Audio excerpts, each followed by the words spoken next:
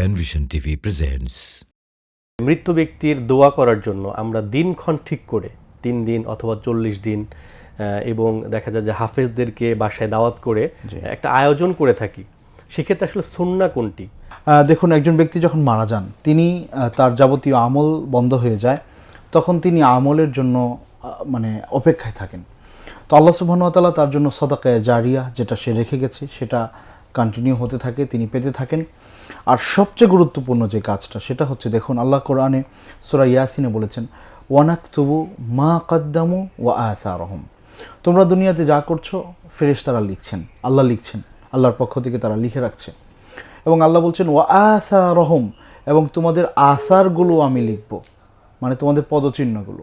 তাহলে বাবা মায়ের পদচিহ্ন হচ্ছে সন্তান, এরা দুনিয়ায় আছে।